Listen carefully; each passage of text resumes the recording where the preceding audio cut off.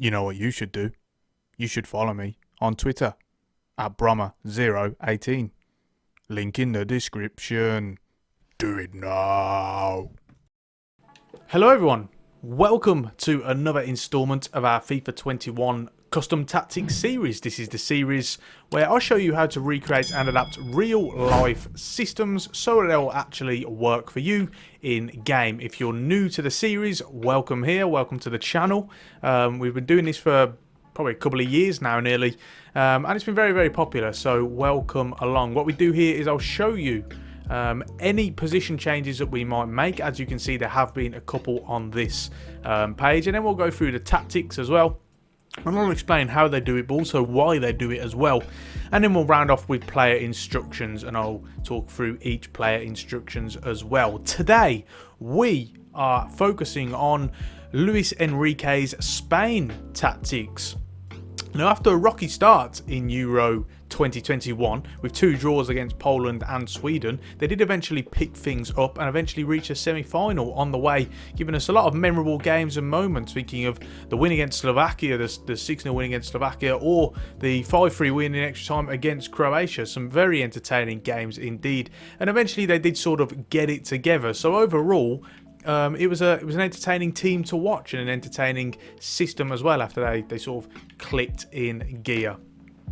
So first things first, as you can see here, we do have a 4-3-3 system. That's pretty obvious really. I can't remember a time when Spain didn't really play a 4-3-3, but as you can see, there have been a couple of changes. So it is the original 4-3-3 holding. But if you look here, the right back and left back have actually been moved up to the wing back positions, and the reason being, it's something that we do in the majority of these tactics videos really, is one, they'll get further forward, but also they'll get wider as well. And that's really what you're looking for. In these proactive attacking systems, you generally find that the wing-backs, well, they're playing like wing-backs rather than actual full-backs. They're very advanced, very forward, and a huge part of the team when they're attacking. So we move them into the wing-back positions, and it does just help to make them a bit more active in the game. As you will have also noticed, we do have Pedri moved up to cam as well. This is just so we can get someone in those more advanced areas. That's very much his game. He likes to get in those advanced pockets, you know, in those areas of space, in the advanced areas. And it's something that, unlike Koke, which as you can see we've kept him at central mid, he's more of the box-to-box midfielder. And he'll also play that anchor role as well. Whereas with Pedri, again, like we say, it's more about getting into those intricate areas. So it just helps to replicate that more as a cam. Otherwise, when you've got this sort of flat central midfield three, they're a little bit more passive, and you're looking for a bit more, particularly a team like Spain who will try and do a lot of their work actually in the middle areas of the pitch. So other than that, we're good for the position changes, so we can move on to the tactics now. So first things first, defensively, we have press after possession loss, because they're very much a counter-pressing team. They weren't relentlessly pressing all the time. What's important to note is that, unlike systems that you may have seen in the past with Spain or with Spanish clubs in general, is they're more predicated on possession. So systems such as Guardiola's 4-3-3, for example, they've still very much got a vertical emphasis. They want to try and move the ball forward as much as possible. Whereas in Luis Enrique's Spain system, they're slightly more comfortable and happy to sort of rest in possession a bit more. So as a result, you've got less emphasis on trying to attack 24/7. So they don't need to press as much, because they should have the ball and have possession of the ball, you know, a lot more in the game. So it should be less required for them to be having to press all the time. With the defensive width, we have this on 3. It's nice and narrow, and this is very much a trait of all the well-coached teams, really, just in football. You know, when the opposition have the ball and you're trying to defend, you want to be compact, you want to be narrow, to stop the opposition playing through you, because there's no need to allow them an easier route onto goal. You want to try and force them out wide, because it's less dangerous. They're less likely to score in those wide areas. So very much keeping that on 3, you've got nice and narrow as well. With the depth, this is up to 8, so we've got a high line. But this is really where we talk about adapting the tactics slightly, so that it will, you know, be more sort of easier for you in the game. Rather than have this on 10, we have this on 8 because it's still a high line, but your defense will just drop off a couple of yards, which is very, very handy when you're talking about a game like FIFA, and pace is just so important, and teams can you know, play balls in behind you, particularly if you're playing online as well. So that will just give you a little bit more leeway, but still a high line so that you can you know, have that sort of counter press when you need to. Moving on to the offensive side of the ball now. First things first, possession. Don't need to explain that one. We did talk about that at the start of the video. And then with the width, this is down to 2. So something that I did again allude to at the start of the video is how they like to do their work in the narrow areas of the pitch more. Not only does this complement a possession-based system, because you've got the players getting closer to each other, but also it's about trying to do your work in the middle of the pitch as well. You're going to find that even the likes of the wingers, which in this case is Ferran Torres and Oyarzabal, these guys are going to come into central areas as much as possible. They're not going to be getting out wide on the touchline. That's really the job of the wing backs, and that's another reason why it's very handy setting these guys, in this case Jordi Alba and Azpilicueta, as wing backs rather than you know, just straightforward fullbacks. So again, that's going to be very, very helpful in that aspect as well. For players in a box, this is on 7, so then you're going to have 3 to 4 players. Generally, it's going to be the 3 attacking players, and then either Pedri or Koke as those box-to-box midfielders arriving late in the box will arrive as well. So sometimes you're going to get that support. Generally, in terms of crosses, it will be the wing-backs putting any balls in the box, but naturally, Spain don't do that as much. You know, they will occasionally do it with someone like Morata in the box. He can sort of play that target man role, I guess, but generally there should be less need to be putting crosses into the box. Finally, with set pieces in general, we always move this up to 4. There's no need to personalise this because there's not really a whole lot you can do with set pieces in FIFA 21. The best thing to do is just move this up to 4 because you're then going to get a couple of men back and one or two on the edge of the area as well, but it will give you a little bit more targets in the box as well, just to give you more of a threat from those sort of set piece situations. So again, 4 is a nice round number there. Moving on to the player instructions next, what we'll do here is we'll start off with the goalkeeper, Simon, and we'll work our way through the field. So first off with Unai Simon, who of course didn't have the best of tournaments, a couple of howlers here and there. Did make some good saves though, in all fairness to him. We have him on sweeper keeper and comes for crosses. Just going to complement that high line that we talked about earlier in that possession style of play. Again, he's an extra layer of defence, and it's what we see in the modern game just all the time now, really. Those keepers being willing to come out as much as possible. It's a shame he can't get more control of them when they do come out, but he's still going to help protect your goal as much as possible. With Laporte and Garcia, there's no need to change any instructions here. And then moving on to the 2 wing backs, Azpilicueta and Jordi Alba. These two both have the same roles, and they are join the attack and overlap as well. They've already alluded to it. I'll just go over it quickly again here. How these guys are going to create the most width, and they're going to get on the touchline pretty much. And this is how you're going to sort of implement that into the game with overlap on the run types and also join the attack as well. We even saw Azpilicueta score a header at one point in the opposition's 6-yard box. So it just shows how far forward these fullbacks do get in certain situations. Very, very impressive indeed. Moving on to the midfield, first off we've got the anchorman Sergio Busquets. So he's of course the holding midfielder. He's the one who's going to be that pivot really, where possession rests on him. Very, very good on the ball, as well as defensively sound as well. We've got him on stay out while attacking to replicate that anchorman role as much as we can as the defensive midfielder, who's also protecting you know, those sort of central defenders as well.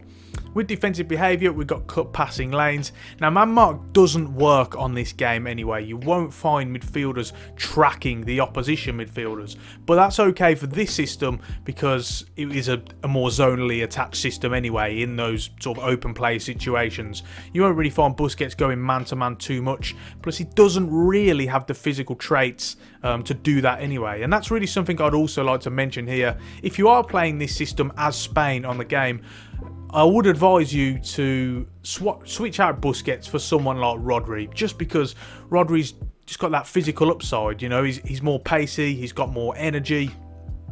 And he's stronger as well. He's just got the more all-rounded, probably the better on the game, really, even though they're both the same overall rating. For the stats that he needs for this position, you know, he's generally better. Now, I know it might be tough to replace someone like Busquets, who's, of course, going to go down as a legend in the game, but, you know, for the sake of FIFA on a game that, again, is just so reliant on pace and physical attributes, you know, I would advise that you do have Rodri in that position instead of Sergio Busquets. Finally, with defensive position, this is on cover centre. You don't want him getting dragged out wide. That's the job of the two midfielders in front of him, really, who we're going to come on to shortly. So you want to try and keep him in that position, protecting those two centre-backs as much as possible.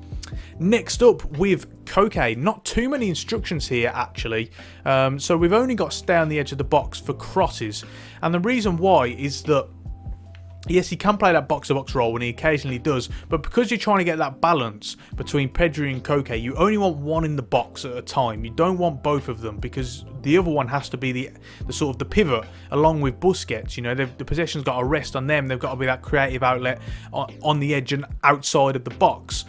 So as a result, we've got this unbalanced attack, which means he'll only occasionally make forward runs, and this is the best way to get that variation between these two central midfielders as you possibly can. Stay on the edge of the box as well, but he will occasionally sort of drift inside because of the fact that he's on balanced forward runs. Defensive position, as we just alluded to with Busquets, Koke will in this case be covering the wing. Moving on to Pedri, however, of course, he is a central attacking midfield, remember, so his roles are slightly different in terms of what you can put on him. We've got him on comeback on defence, and that is actually it. With support on crosses, again, this is unbalanced. Like I say, you're trying to get that balance between Pedri and Koke. You don't want them both in the box, as I've just said. Apologies for repeating myself there. But other than that, there's not too much. You don't want him on drift ride or free roam here. He will have done that occasionally, but not to the point where you want that on the instructions, because it's then going to do it too much. Generally, you're going to be able to do that by your dynamic movement runs, by the way you move with him in the ball, the direction, etc. So that's really going to come down to you as the player, not so much setting it on the AI instructions. So that's it for the midfielders. We're finally going to round off with the attackers. Let's start off with the two wingers here then. We've got Oyarzabal, and we've also got Terrors as well. They're both on the same instructions, so don't worry about that. First things first, come back on defence. I did already mention at the start of the video that because you're going to have possession so much, and hopefully at least, it's a bit harder against the AI in this game, because generally they'll just mess about with the ball and not do a whole lot in the corner. But generally you should have the lion's share of possession, so they shouldn't be having to trap back a whole lot. And even if you do lose the ball, then you're also looking to win it back high at the pitch as quickly as possible with that counter press. So there shouldn't be a lot of need for them to be having to trap back. For chance creation, cut inside. Obviously, as we've already spoken about, they want to be getting into the central areas of the pitch. They're not coming out wide onto the touchline, etc., creating that width. Their job and their role is to really crowd out those central areas and condense their team as much as possible to try and retain possession and sort of build up in the way of those short, quick, intricate passages of play. Support runs is unbalanced. So this is something I've not really spoken about here, is that there's less emphasis on these penetrating runs and more about working the ball into the box and scoring that way. They're happy to play with the opposition in front of them rather than try and get in behind them. Now, it's not to say that they won't do it. They will sometimes, and that's why we've got this unbalance for both of these players. But there's not an all-out emphasis on it compared to other systems like a Pep Guardiola system, for example, that we talked about, where the wingers are going to be more trying to get in behind with those direct, quick runs. So generally, you want this unbalanced support. Finally, for support on crosses, get into the box for crosses as well. I've already spoken about that. Don't want to end up repeating myself again. So we round it off with Alvaro Morata. Now, I can talk about both here. First things first, we're looking at this in Morata's role, but there's also a time when they did play a false nine as well, and I'm going to talk about that very, very shortly. But for the sake of this, we'll start off with Morata. So we've got him on stay central, and he does play a sort of the role of a target man, but he's also at his best when he's sort of running at players. He has got that quite for all his flaws, he does have a very powerful run. He's got quite a good physicality, good physical traits. So you want him on getting behind to utilise that pace. But what you will find is that generally they're going to try and play off him as well. He won't be running in behind all the time. And you'll notice it if you've been watching the gameplay on the right hand side as well. You'll see that as well. You'll see sometimes the team playing off him. He's then looking to play it in behind occasionally to get it to the wingers and the attacking midfielder in Pedri, etc. So you've got all these guys playing off him. But again, you've still got that emphasis on utilising his physical traits and his powerful run and pacey run. Finally, with defensive support, this is on basic defensive support. He shouldn't have to be tracking back too much because, you know, you generally have a line share of possession, and when you do lose it, it will probably be high up in the pitch, hopefully, so then you can try and counter press and win the ball back high the pitch. So he shouldn't be having to do that. So I did just talk about how they did also switch it up a little bit, and that was occasionally in one game when they actually had Dani Olmo up front, in which case he played the role of the false 9. So this is generally as a result of some sort of striker issues they've had. He's generally been in and out, Morata has, particularly in this tournament. He was starting one game, on the bench the next, a little bit in and out. So as a result, they sort of mixed it up a little bit, Enrique trying something else. He ended up going for a false 9. Other than that, though, you don't need to make too many changes. In that case, you can, should you wish, set both of these wingers on getting behind, because then you've got more of an emphasis to do that because you've got Olmo dropping off, and then you can get those two wingers running in behind, and then he can, you know, look to capitalise on the space that's left by the defenders chasing him, hopefully. So you can do that as well. So that rounds it off for this video then, guys. I really hope you enjoyed it and hope you enjoy the system as well. Please do let me know if there's any other tactics you want to see, any suggestions. Keep them coming in. They're all very, very helpful, and we'll look at them as well. I think we're going to stick with the international theme for now, and we'll just see how it goes, really. Don't forget to check out all my FIFA 22 videos currently going on. We're currently covering all the release, the trailers, any announcements, etc. We've got some career mode features coming up as well on sort of ahead of the release of FIFA 22. So lots of stuff that I think you guys are going to be interested in. So please do go and check those out as well if you haven't done so already. If you aren't yet subscribed, please hit that subscribe button and ring the bell so that you get notifications every time I upload, as I've already alluded to. We've got lots of content on here covering the likes of FIFA and PES as well. So lots of stuff that I think you guys will be interested in. Give me a follow on Twitter if you haven't done so already. The link to that is in the description. And on that note, we're going to finish it there. Thank you so much for watching, and until next time, I will see you soon.